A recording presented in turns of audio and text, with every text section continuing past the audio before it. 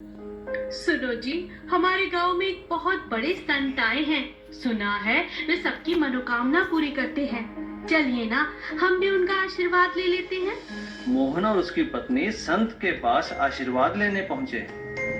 संत ने उन्हें एक चूहिया दी और कहा, ये लो, आज से ये चूहिया तुम्हारी संतान है। जब तुम दिल से इसे संतान मान लोगे, ये इंसान रूप में तुम्हें मिल जाएगी। और ऐसा ही हुआ।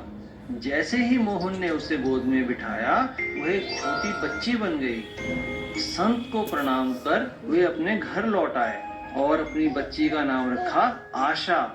कई साल बीत गए, आशा भी बड़ी हो गई थी। मोहन और उसकी पत्नी अपनी बेटी को खूब प्यार देते। वे भूल चुके थे कि वह एक चूहिया है। एक दिन मोहन की पत्नी ने कहा, अब आशा जवान हो गई है, हमें उसकी शादी करनी चाहिए। तुम ठीक कहती हो। अब दिन रात आशा के लिए रिश्ते आने लगे। मोहन ने अपनी बेटी से कहा, देखो आशा, अब तुम बड़ी हो चुकी हो, हम तुम्हारी शादी करना चाहते हैं। ये देखो लड़के की तस्वीर, ये शहर में डॉक्टर है। क्या यह तुम्हें पसंद है? नहीं पिताजी, मुझे तो डॉक्टर के नाम से ही चिढ़ है। तो इसे देखो, ये तस्वीर एक अध्यापक की है। ये बहुत ही अच्छा और समझदार लड़का है। क्या यह तुम्हें पसंद है? नहीं पिताजी, मुझे अध्यापक से शादी नहीं करनी। हमेशा सवाल करते हैं। तो बेटा ये लो, और भी कई लड़के हैं।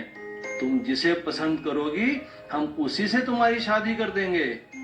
पिताजी, मुझे चूहे अच्छे लगते हैं।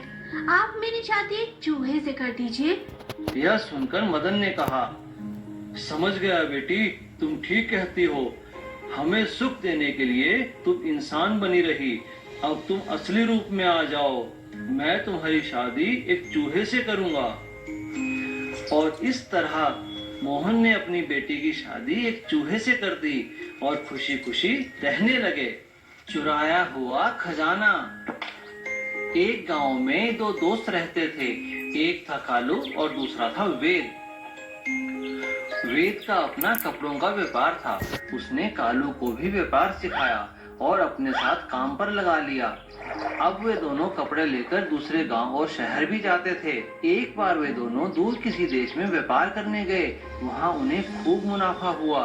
वापसी में जब वह गांव वापस आ रहे थे, तभी कालू ने वेद से कहा, वेद, इस बार हमारी खूब कमाई हुई है और हम अपना सारा धन लेकर जंगल के रास्ते से गांव जा रहे हैं। कहीं जंगल में चोर हमारा पीछा ना करें, इससे हमें जान और माल का खतरा हो सकता है। हाँ कालू, तुम ठीक कह रहे हो, हमें अपना धन कहीं छुपा देना चाहिए। मैं भी यही सोच रहा हूँ, हम अपना धन कहीं छुपा देते हैं, बाद में थोड़ा थोड़ा करके ले जाएंगे। ठीक है, ये लो मेरा धन, इसे भी अपने धन के साथ कहीं छुपा दो। कालू ने अपना और वेद का धन एक बड़े खोखले पेड़ के खोखर में छुपा दिया और दोनों घर आ गए। कालू कुछ दिनों बाद चुपचाप जाकर वो सारा धन ले आया। अरे भाई कालू, आजकल काम मंदी में है, चलो चलकर अपना धन ले आते हैं। हाँ हाँ चलो। जब दोनों उस पेड़ के पास पहुंचे, देखा उसमें कुछ भी नहीं था। अरे कालू, यह क्या, यहाँ तो कुछ भी नहीं है और हम दोनों को ही पता था कि यहाँ धन है। मुझे लगता है तुमने ही धन गायब किया है। क्या कह रहे हो तुम? ऐसा मैं क्यों करूँगा? मैं क्यों चोरी करूँगा? वेद ने इस बात की शिकायत राजा से की। वेद, हो सकता है कि तुमसे कोई झूठ बोल रहा हो। महाराज, यह तो आप ही पता लगाइए।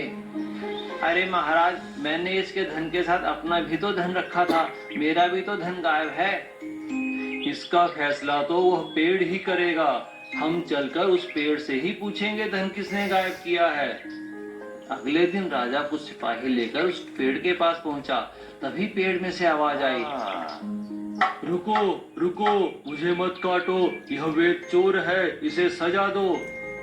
सिपाहियों, देखो पेड़ में कौन छुपा है। सिपाहियों ने उस पेड़ के अंदर से कालू के भाई को निकाला। तब उसने सब सच बता दिया और राजा ने कालू को जेल में डाल दिया। सीख, अपना भेद और धन किसी को नहीं देना चाहिए।